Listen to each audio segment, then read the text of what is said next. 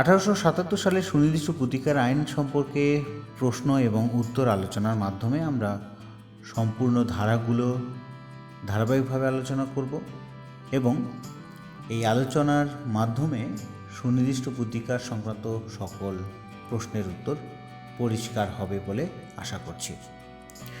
ভিডিওটি শুরু থেকে শেষ পর্যন্ত দেখার অনুরোধ রইল। আমরা প্রথমে দেখে নেব সুনির্দিষ্ট প্রতিকার আইন সম্পর্কে দু একটি সাধারণ কথা।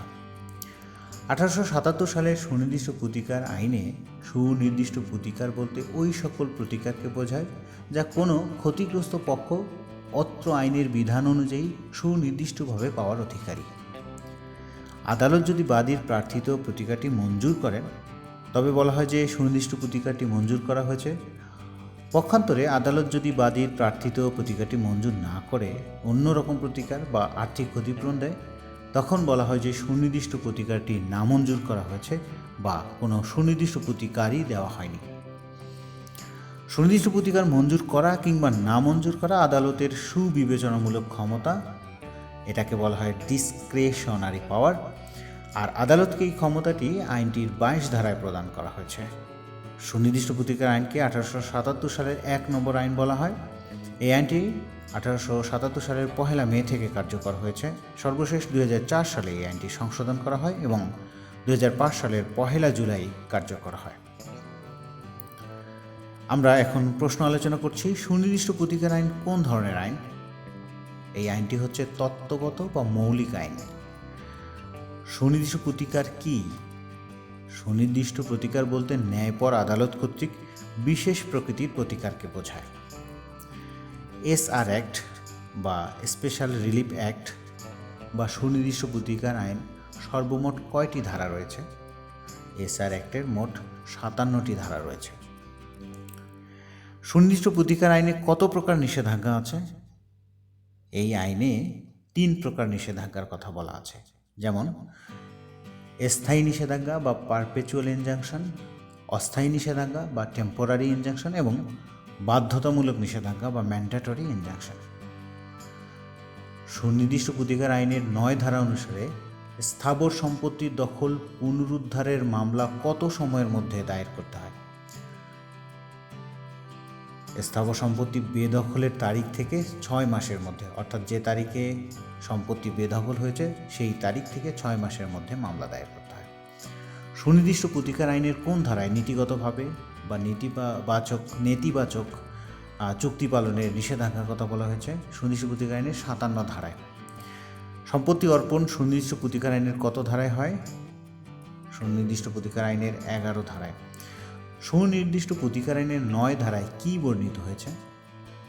স্থাবর সম্পত্তির দখলচ্যুত ব্যক্তি কর্তৃক দখল পুনরুদ্ধারের মামলা দায়ের প্রসঙ্গে 9 ধারায় বর্ণনা করা হয়েছে।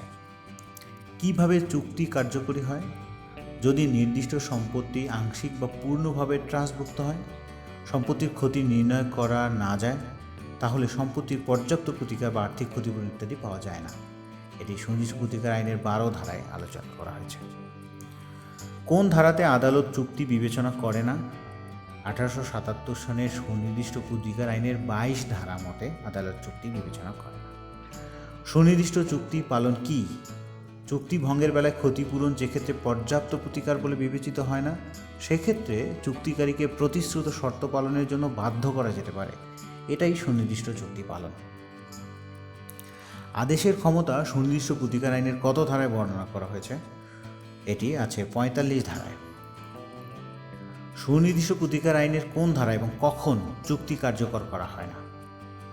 সুনির্দিষ্ট প্রতিকার আইনের 21 ধারা অনুযায়ী যখন চুক্তি ছাড়াই আর্থিক ক্ষতিপূরণ ও অন্যান্য বৈধ কার্য সুষ্ঠুভাবে সম্পন্ন করা যায় তখন চুক্তি কার্যকরী হয় না। দলিল বাতিলের আদেশ কত ধারায়? সুনির্দিষ্ট প্রতিকার আইনের 39 এবং 40 ধারায়। দলিলের আংশিক বাতিল প্রসঙ্গে কোন ধারায় বর্ণনা আছে? সুনির্দিষ্ট প্রতিকার আইনের 40 ধারায় দলিলের আংশিক বাতিল প্রসঙ্গে বর্ণনা রয়েছে। কোন কোন দলিল আংশিক বাতিল করা যায়? সুনির্দিষ্ট প্রতিকার আইনের 40 ধারা অনুযায়ী একটি দলিল বিভিন্ন বাধ্যবাধকতায় সাক্ষ্য হয় সেখানে আদালত যথাযথ মামলায় আংশিকভাবে তা বিলুপ্ত করতে পারে এবং অবশিষ্ট অংশকে বহাল রাখতে পারে। কোন ধারায় ঘোষণামূলক ডিক্রি সম্পর্কে বলা হয়েছে? প্রতিকার আইনের 42 ধারায় ঘোষণামূলক ডিক্রি সম্পর্কে বলা হয়েছে। ঘোষণামূলক ডিক্রি জারির ফলাফল কোন ধারাতে বর্ণিত হয়েছে? 1877 সালের সুনির্দিষ্ট প্রতিকার আইনের 43 ধারায় ঘোষণামূলক ডিক্রি জারির ফলাফল বর্ণিত রয়েছে। কখন ঘোষণা মঞ্জুর করা হয় না?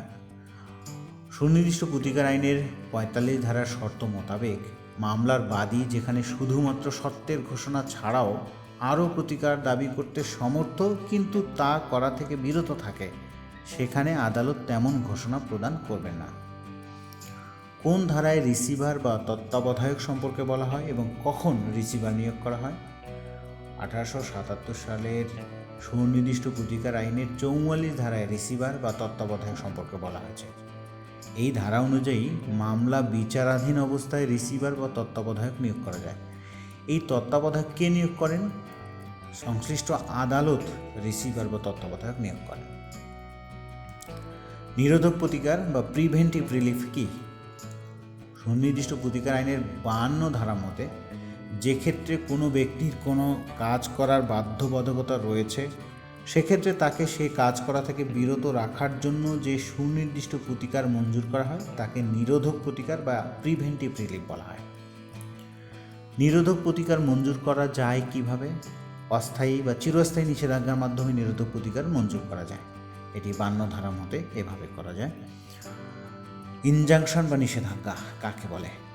কোনো ব্যক্তি কোনো নির্দিষ্ট সময় পর্যন্ত কোনো কাজ করা হতে বিরত থাকবে, অর্থাৎ কাজটি না করার জন্য আদালতে মামলা দায়ের করলে যদি আদালত তা মঞ্জুর করে তাহলে তাকে নিষেধাজ্ঞা বা ইনজাংশন বলা হয়।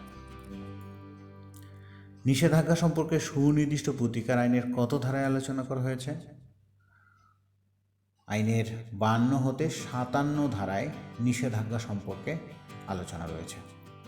সম্পত্তি দখল মামলা কি? কত যদি উচ্ছেদ হন তখন তিনি সম্পত্তির দখল প্রাপ্তির জন্য সুনির্দিষ্ট প্রতিকার আইনের 9 ধারা অনুযায়ী মামলা করবেন, বা সুনির্দিষ্ট প্রতিকার আইনের 9 ধারা অনুযায়ী মামলা করতে হয়।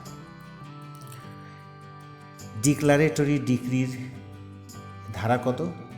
সুনির্দিষ্ট প্রতিকার আইনের 42 ধারায় ডিক্লারেটরি ডিক্রির কথা বলা রয়েছে। চিরস্থায়ী নিষেধাজ্ঞা কাকে বলে?